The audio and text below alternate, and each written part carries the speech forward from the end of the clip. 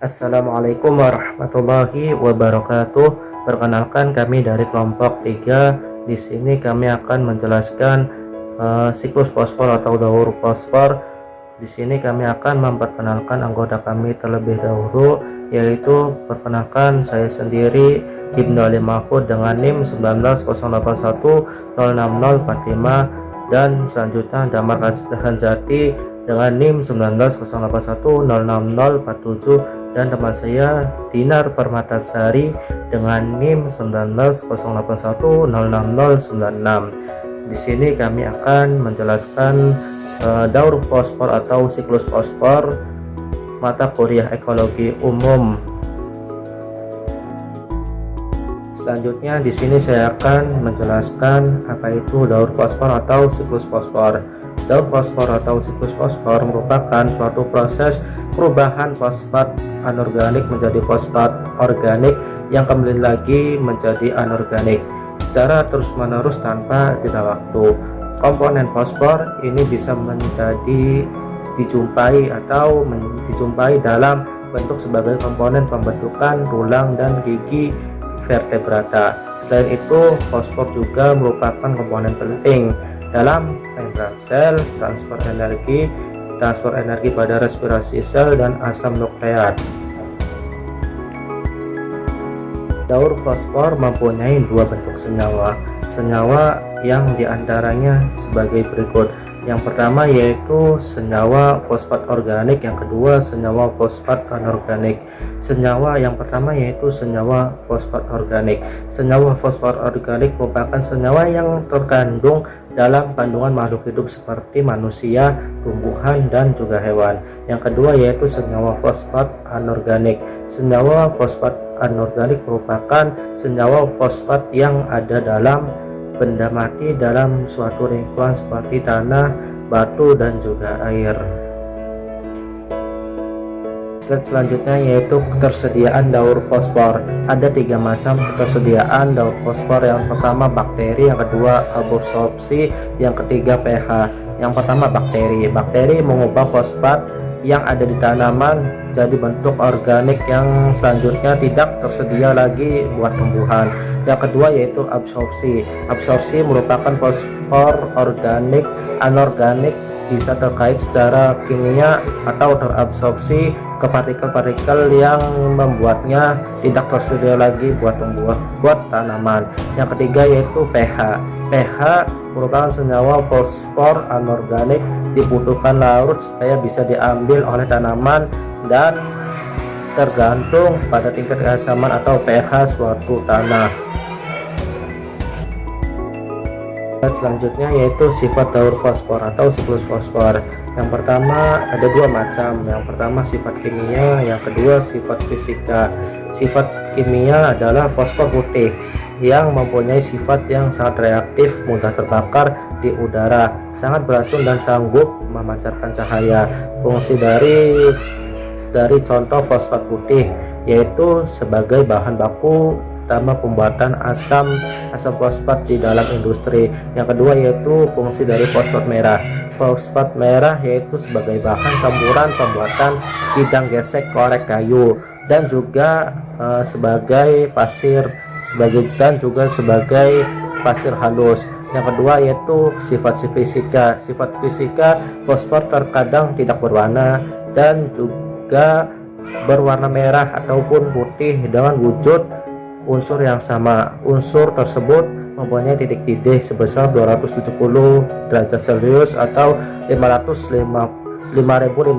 Kelvin, dan titik lelehnya sebesar 44,20 derajat Celcius atau 317,30 Kelvin. Sedangkan massa jenis yang dimiliki terdiri atas fosfor merah 2,34 gram atau cm kubik. Yang selanjutnya fosfor putih atau 1823 gram atau cm kubik, dan juga fosfor hitam 2609 gram atau cm kubik. Sekian pemaparan dari saya, kurang lebihnya mohon maaf. Dan selanjutnya akan dijelaskan oleh Saudari Dinar Permatasari. Waktu dan tempat saya persilakan.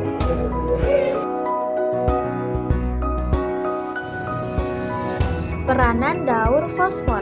Fosfor berfungsi dalam menjaga homeostasis asam basa dalam tubuh manusia, bertindak sebagai agen penyangga. Penting sekali untuk reaksi metabolisme untuk membebaskan energi. Dibutuhkan untuk mengkodekan informasi gen. Fosfat secara biologis penting karena merupakan komponen nukleotida dan asam nukleat seperti DNA dan RNA.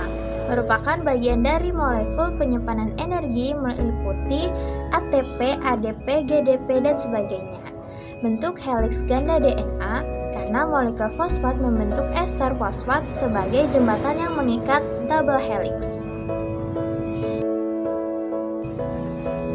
Fosfor dijumpai dalam tulang dengan bentuk kalsium fosfat. Hal ini juga ada dalam enamel gigi mamalia dalam ekoskeleton serangga.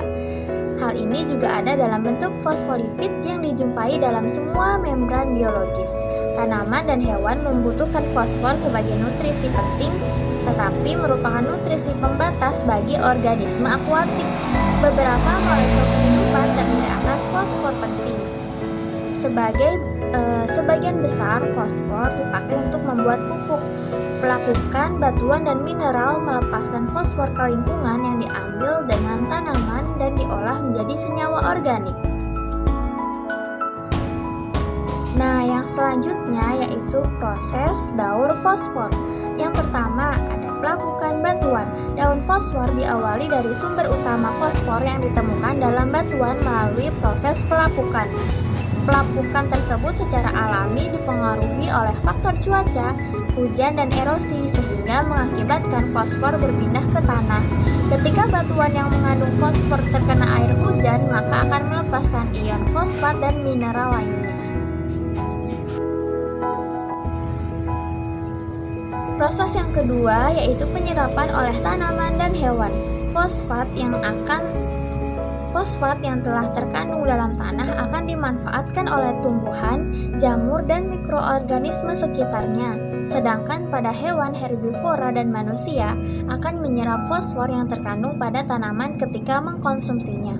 Pada hewan karnivora, fosfor akan diperoleh ketika hewan tersebut memangsa hewan lain. Setelah melalui proses tersebut, proses yang ketiga yaitu dekomposisi. Di sini fosfor akan kembali ke alam atau lingkungan melalui proses penguraian atau dekomposisi. Fosfat yang telah masuk dalam tanah atau hewan akan diurai oleh dekomposer ketika tanaman atau hewan tersebut mati, sehingga fosfat organik akan kembali ke tanah atau air. Proses daur fosfat dilanjutkan oleh peran bakteri dalam tanah yang akan memecah bahan organik menjadi bentuk fosfat yang dapat diserap tanaman. Proses ini disebut mineralisasi. Fosfat yang terkandung dalam air akan terus berjalan siklusnya seperti itu sehingga menjadi sedimen dan menuju ke lautan. Dampak manusia terhadap daur fosfor. Dampak manusia terhadap siklus fosfor berasal dari pengenalan pupuk sintesis. Fosfat bisa ditemukan di dalam sedimen air yang berada pada bawah badan air. Mungkin buat tanaman nggak bisa memakai fosfat dengan bentuk berupa pupuk. Mayoritas nutrisi yang ada akan hilang lewat air yang lepas. Jika pupuk kandang diterapkan pada tanah beku, maka mayoritas akan hilang selama mencairnya musim semi. Eutrofikasi perairan pantai dan perairan laut yang mengarah terhadap mekar peganggang bisa terjadi karena fosfat mempunyai konsentrasi yang tinggi dalam sistem air. Sumber lainnya dari fosfat yang terjadi akibat kegiatan manusia yaitu aliran yang keluar dari tanaman berlimbah. Di dalam aplikasi pakan besar tentu bisa mengakibatkan fosfat menjadi berlebihan masuk ke dalam sungai. Manfaat daur fosfat. Fosfat sangat bermanfaat buat proses di dalam tubuh seperti metabolisme asam nukleat, karbohidrat, dan juga lemak. Fosfat akan berpengaruh secara biologis terhadap asam nukleat, pembentuk RNA dan DNA dalam tubuh dan komponen nukleotida.